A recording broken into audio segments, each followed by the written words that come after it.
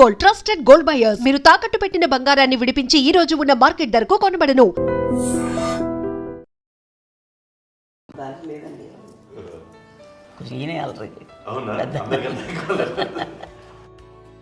అమ్మ ఇక్కడ ఒకటి అల్లరికి, హుషారుకి, చలాకితనానికి, చిలిపితనానికి ఆ తేడా తెలుసుకుని చెప్పమ్మా.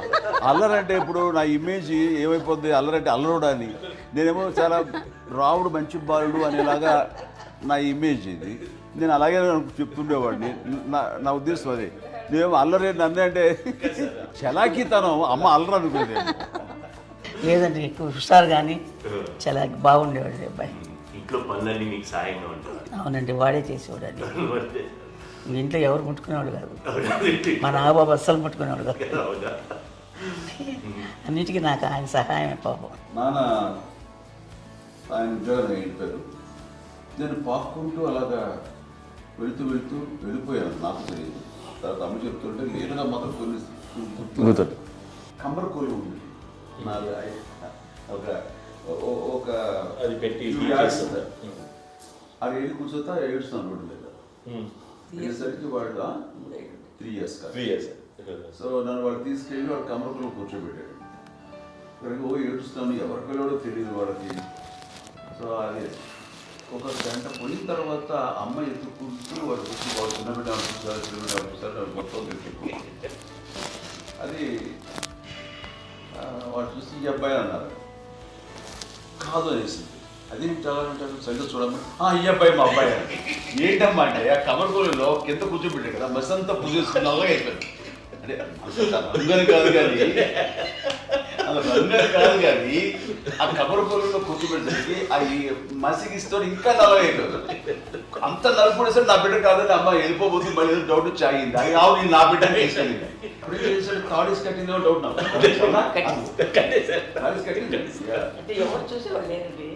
అమ్మేమో అల్లరు అనుకునేదండి. నాకేమో చిన్ననాటి మహాభాగవతం కృష్ణుడి క్యారెక్టర్ అనుకుంటాను. ఆయన మహానుభావులు అయ్యే వాళ్ళందరికీ ఆ లక్షణం ఉంటుందేమో చిన్నప్పుడు. కొన్నిదల కుటుంబ సభ్యులు మంచి రుచులను ఆస్వాదిస్తారని, మంచి భోజనాలని ఆనందిస్తారని అందరికీ తెలుసు. చిన్నప్పుడు వీరి ఆహారపు అలవాట్లు ఎలా ఉండేవి?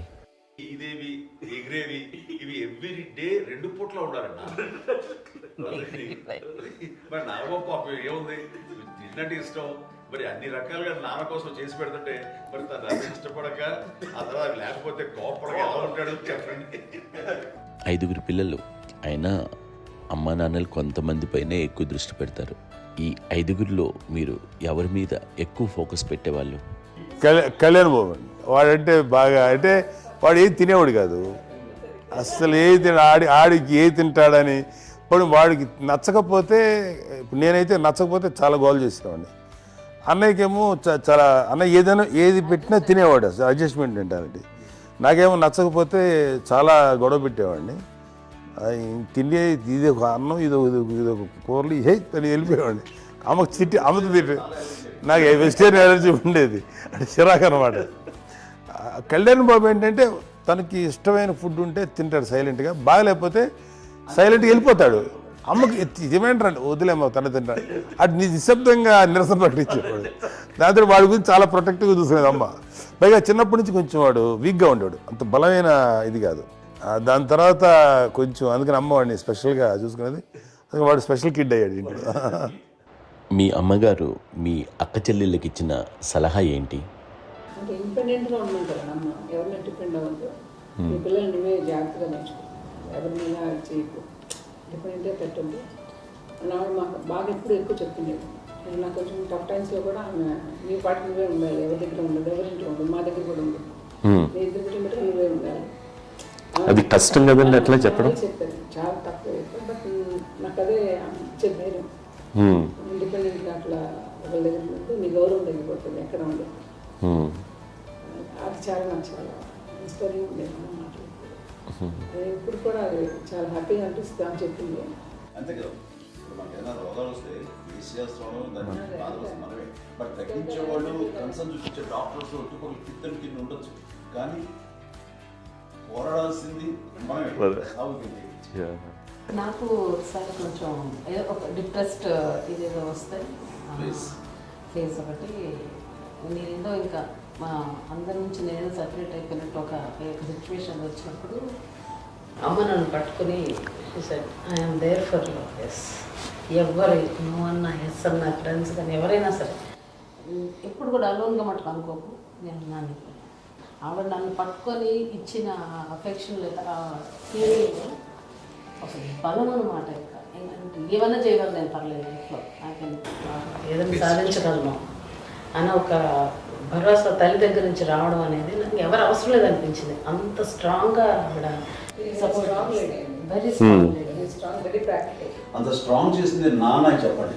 మా పిల్లల విషయంలో మేము కూడా మేబీ అంత స్ట్రాంగ్ కాదేమో, సెన్సిటివ్గా ఉంటాం, కానీ అమ్మ మటుకు చాలా స్ట్రాంగ్గా ఉండి మమ్మల్ని కఠినంగా ఇలాగే ఉండాల్సింది, ఇలా ఉండండి అప్పుడే మీరు నేర్చుకుంటారు. ఇక్కడ అమ్మ పాజిటివ్నెస్ గురించి మీకు మాట చెప్పాలి. అంటే తన బిడ్డలకే కాదు, ఈ రోజున మా రెండో పాప శ్రీజ కూడా తనకి లైఫ్ చిన్న చిన్న డిస్టర్బెన్స్ వచ్చింది. ఆ టైంలో కూడా తను ఏముందంటే అప్పుడు నాన్న దగ్గరికి వెళ్ళాను, తను ఇచ్చిన భరోసా తను ఇచ్చిన మాట వెళ్ళలేని ధైర్యం వచ్చింది నాకు కూడా. నాన్నమ్మ దగ్గర ఎప్పుడు కూర్చోస్తాడు అప్పుడే పాజిటివ్ ఫీలింగ్ వస్తుందని నాతో షేర్ చేసుకుంటాను.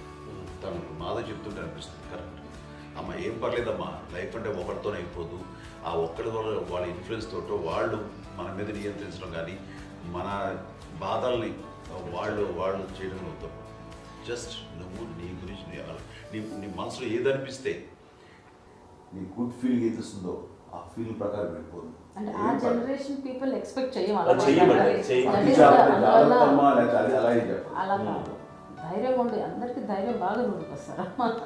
ఫాదర్ కూడా, మా నాన్నగారు కూడా అస్సలు ఎప్పుడు అనేవాడు, ఎప్పుడు మీరు పెట్టే చెయ్యి మీరు ఎప్పుడు పైన ఉండాలి తప్ప తీసుకునేలా ఉండకండి, చేతులు పెట్టుకొని అనే అట్లాంటివి చెప్తుండేవాళ్ళు. అందుకని మాకు ఇంకా ఇండివిజువాలిటీ మాకు బాగా ఎప్పుడు కూడా ఒకళ్ళని అడగడం అని, ఈవెన్ బ్రదర్స్ని అడగాలన్నా కూడా మాకు